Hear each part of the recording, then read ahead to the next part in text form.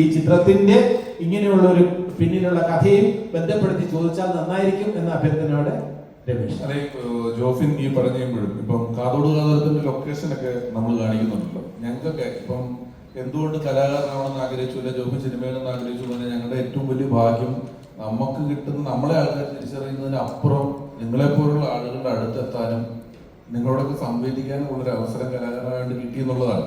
അപ്പൊ ഞാനിലോ അല്ലെങ്കിൽ അതുപോലുള്ള സിനിമ മാഗസീനുകളിലോ ഉള്ള നിശ്ചല ചിത്രങ്ങൾക്ക് അപ്പുറം ഒരു സിനിമയുടെ ലൊക്കേഷൻ കാണാനുള്ള യാതൊരുവിധ സൗകര്യങ്ങളും ഇല്ലാതെയാണ് ഞാൻ ജോഫിനോട് ഉൾപ്പെടുന്ന ഒരു ബാച്ച് വളർന്നു വന്നിട്ടുണ്ട്. അപ്പൊ ഈ സിനിമയുടെ കാതോട് കാതോട് ലൊക്കേഷനൊക്കെ അവതരിപ്പിക്കുമ്പോൾ കമൽ സാറിന്റെ മകനാണ് കമൽ സാറിന്റെ ചെറുപ്പക്കാരനായിട്ട് അത് അല്ല. ഒരാൾ എന്നോട് ചോദിച്ചു അത് ആണോ ചെയ്തേക്കുന്നതെന്ന്.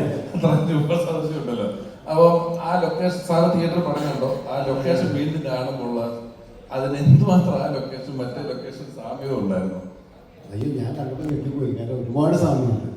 ഞാൻ വിചാരിച്ച് റിയൽ ആയിട്ടുള്ള സ്ഥലത്ത് തന്നെ ഷൂട്ട് ചെയ്തത്. ഇപ്പോഴും ഇവിടെ വെച്ചു പ്രത്യേകിച്ച് പള്ളി. ആ പള്ളി അതേ പള്ളി തന്നെയാണ് നമ്മൾ ഷൂട്ട് ചെയ്തത്. അയ്യോ, കാരണം തരോ അതേപോലെ തന്നെ നിങ്ങൾ കാതോട് കാതോരം കണ്ടെങ്കിൽ മനസ്സിലാവും. സെയിം സ്റ്റെപ്സ് അങ്ങനെയുള്ള പള്ളിയുടെ എല്ലാ എന്നിട്ട് ഞാൻ മോഹനെടുത്ത് വയ്ക്കുന്നത്. നമ്മൾ എവിടെയായിരുന്നു ഷൂട്ട് ചെയ്തത്?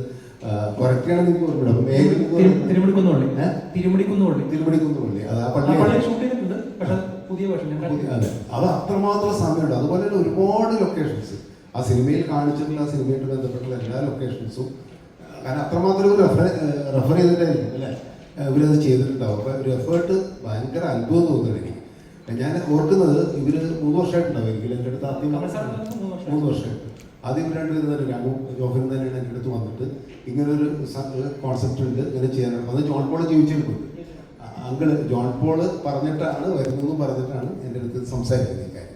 അപ്പം എനിക്ക് അപ്പം തന്നെ ഭയങ്കര എക്സൈറ്റ്മെൻറ്റ് തോന്നി. ഞാൻ ചോദിക്കുകയും ചെയ്തു ഇത് എങ്ങനെ വർക്കാവും. കാരണം നമുക്കൊരു അത്ഭുതം എങ്ങനെയായിരിക്കും ഇത് സ്ക്രിപ്റ്റ് ചെയ്യാൻ പോണത്. പിന്നെ അതിന് മോഡലും കാര്യങ്ങളൊക്കെ പിന്നീട് എങ്ങനെയായിരിക്കും ഇൻവെസ്റ്റിഗേഷനൊക്കെ എനിക്കറിയില്ല. അന്ന് ഇങ്ങനെ ആസ്മിൻ്റെ കാര്യത്തെ കുറിച്ച് അങ്ങനെ ഡീറ്റെയിൽ പറഞ്ഞിട്ടില്ല. അപ്പോൾ എങ്ങനെയായിരിക്കും ഇതിന് ഇൻവെസ്റ്റിഗേഷൻ ഒന്നും അറിയില്ല. ഇത്രമാത്രം ഡീറ്റെയിലിംഗ് ആ ഇതിൽ കാതോട് അതിലായിട്ട് കണക്ട് ചെയ്തിട്ടുണ്ടാവും ഞാൻ വിചാരിച്ചില്ല. അപ്പോൾ ഒരുപാട് ഓർമ്മകളുണ്ട്. ആ സിനിമ കണ്ടു കഴിഞ്ഞപ്പോൾ ഞങ്ങൾ കാതോട് അതിനെ ഷൂട്ട് ചെയ്ത പ്രത്യേകിച്ച് ഭരതേട്ടനെ ഇപ്പോൾ ജീവിച്ചിട്ടില്ല. ഭരതേട്ടനായിട്ടുള്ള ഓർമ്മകളൊക്കെ തന്നെ ഒരുപാട് ഓർമ്മകളുള്ള സിനിമയിൽ. പിന്നെ വിജയകുമാറിൻ്റെ കാര്യം പറയണമെങ്കിൽ